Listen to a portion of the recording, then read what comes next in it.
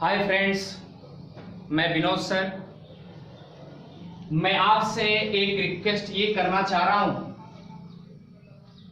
कि Indian geography हो या वर्ल्ड ज्योग्राफी हो, सबसे बेहतरीन आपको मैपिंग से ही याद हो सकता है। और प्रैक्टिस जितना ही करेंगे उतना ही अच्छा आपको नॉलेज होगा।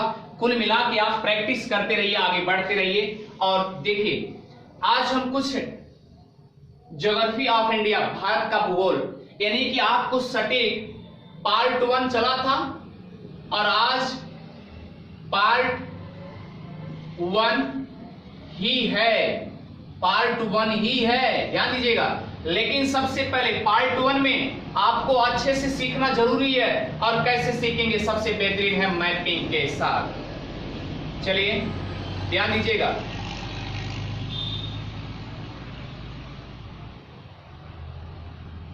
जब तक आपको मैपिंग नहीं आएगी तब तक अच्छे से आप आंसर निकाल नहीं सकते।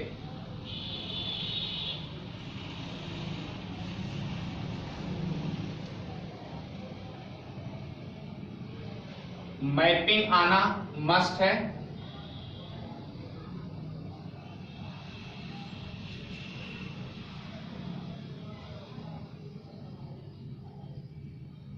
ध्यान दीजिएगा, एक चीज ध्यान दीजिए। अभी पिछले वीडियो में हमने जब पार्ट 1 डाला था उसमें एक चीज बताए थे कि उत्तरतम बिंदु क्या है? इंदिरा कॉल।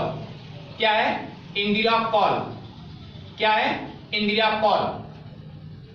उत्तरतम बिंदु, भारत का उत्तरतम बिंदु क्या है? इंदिरा कॉल, जो कि आज लद्दाख में है।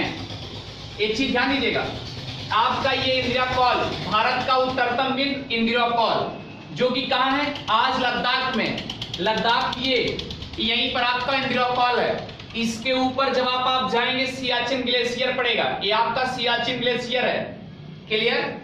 और क्या बताए थे? भारत का पूर्वोत्तम सीमा, भारत का पूर्वोत्तम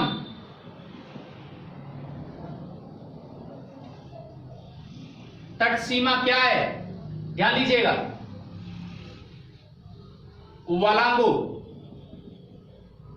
वलांगू स्थान है और किविथु नाम है। किविथु भारत का पूर्वोत्तम। क्लियर? अब भारत का दक्षिणतम तट सीमा अर्थात, ध्यान दीजिएगा, केप कोमोरियन। केप कोमोरियन, केप कोमोरियन, जो कि तमिलनाडु में। क्लियर? इसी को भैया ध्यान दीजिएगा कन्याकुमारी कहा जाता है। क्या कहा जाता है? कन्याकुमारी। और इसी का नाम केप कोमोरियन, पहले केप कोमोरियन कहा गया, अब जाके कन्याकुमारी। अगर आपसे पूछ लिया गया भारत का दक्षिणतम तटीय पॉइंट क्या है, तो केप कोमोरियन या कन्याकुमारी, जो कि तमिलनाडु में। अच्छा ठीक। अब अगर आपसे पूछ लिया जाए पश्चिमतम, क्या होगा? भारत का पश्चिमतम तट सीमा क्या है, जिसे आप गौर माथा या गुहार मोती, गुहार मोती नाम दिया। आप प्यारे ध्यान दीजिएगा, एक चीज और ध्यान दीजिए, एक चीज आप ध्यान दीजिए, इसका टोटलिंग उत्तर से दक्षिण, उत्तर से दक्षिण की लंबाई क्या है भारत का? 3214 किलोमीटर। क्लियर?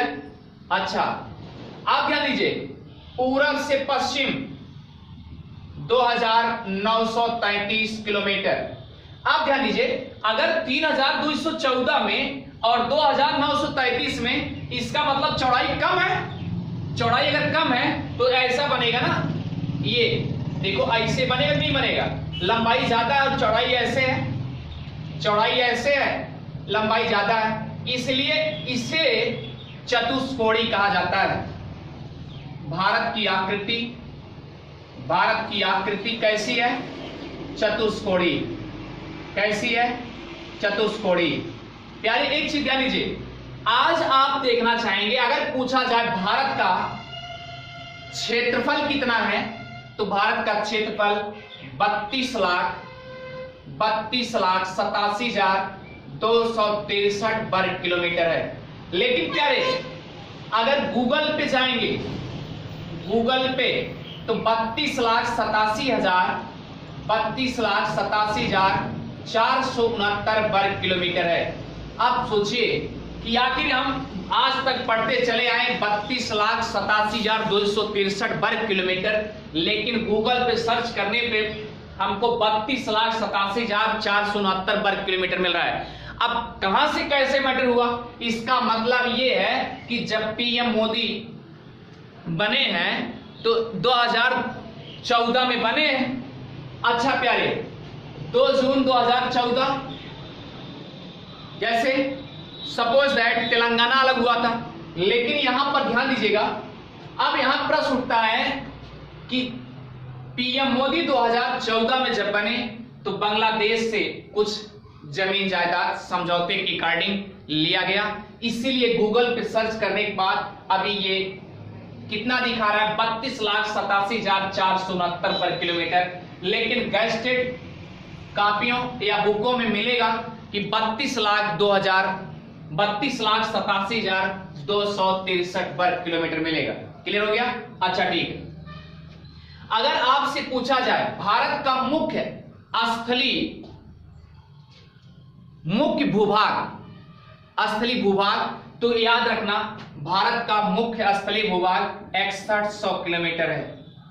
और टोटल अगर पूछा जाएगा 15,200 किलोमीटर है। कितना है? 15,200 किलोमीटर। ठीक है। एक चीज और ध्यान दीजिए, अलेक्जेंडर पहला ऐसा भूगोलवेत्ता था जिन्होंने सा के जगह हा का प्रयोग किया और हा के जगह उन्होंने ई डाल दिया, हिंदू ना कह करके हा के स्थान पे उन्होंने क्या कह दिया? जैसे सिंधु को क्या कह दिया? ई कह दिया, ई, अर्थात हा ना कह करके, हा स्थान हटा करके क्या कह दिया? ई कर दिया। हिंदू ना कह करके इंदू बोल दिया था। अलेक्जेंडर ने बोला था। किसने बोला था? अलेक्जेंडर ने। ऐसे ध्यान दीजिएगा, ऐसे छोटी छोटी बातें आपको याद करनी होगी। और याद रखिएगा, ये आपको भारत जम्मू द्वीपे भारत खंडे अर्थात जम्मू द्वीप, यह वर्ड आपको जम्मू द्वीप आप जब भी शास्त्रार्थ या कुछ भी प्रवचन वगैरह करने जाते होंगे, प्रवचन वक्ता एक शब्द कहते हैं जम्बू द्वीपे भारत खंडे। तो जम्बू द्वीप एशिया को कहा गया था। किसको कहा गया था? एशिया को कहा गया। पूरे एशिया को जम्बू द्वीप अर्थात जम्बू द्वीप एशिया को कहा गया। एशिया का एक क्या है? खंड है। भारत एक खंड है ना। तो प्यारे ध्यान दीजिए, और यह जम्बू द्वीप का वर्णन मत्स्य पुराण में और मत्स्य पुराण आपको पता होगा टोटल 18 पुराण है। ये आपका 16वां पुराण है। 16वें पुराण में 16वां पुराण कौन सा है? मत्स्य पुराण। और मत्स्य पुराण में ही जम्मू द्वीप का वर्णन किया गया और जम्मू द्वीप एशिया को कहा गया, पूरे एशिया का। और इसीलिए आज के शास्त्रार्थ में, आज के प्रवचन में वक्ता लोग यही कहते हैं जम्मू द्वीपे भारत खंडे। इसीलिए जम्मू द्वीप एशिया को कहा गया। जम्मू द्वीप एशिया को कहने का मतलब ये है कि अगर पूरा एशिया का है तो एशिया का ये खंड है आपका। तो प्यारे ध्यान दीजिएगा, आपसे यही पूछा जाएगा कि जम्बू द्वीपे भारत खंडे अर्थात जम्बू द्वीपे भारत खंड नाम का एक है जो भारत है। भारत जम्बू द्वीप का एक खंड है जिसे भारत कहा गया। अर्थात जम्बू द्वीप कहां का वर्णन किया गया? मत्स्य पुराण में। और मत्स्य पुराण कहां का है? सभी पुराणों में 16वां मत्स्य पुराण है जिसमें जम्बूद्वीप का वर्णन किया गया है। प्यारे, अगर आपसे पूछा जाए कि जम्बूद्वीप का वर्णन कहां किया गया है, तो मत्स्य पुराण में। किस पुराण में? मत्स्य पुराण में, जो कि 16वां पुराण है, इसीलिए आपको मत्स्य पुराण में ये वर्णन किया गया जम्बूद्वीप का। ठीक है, थैंक यू ब्रदर।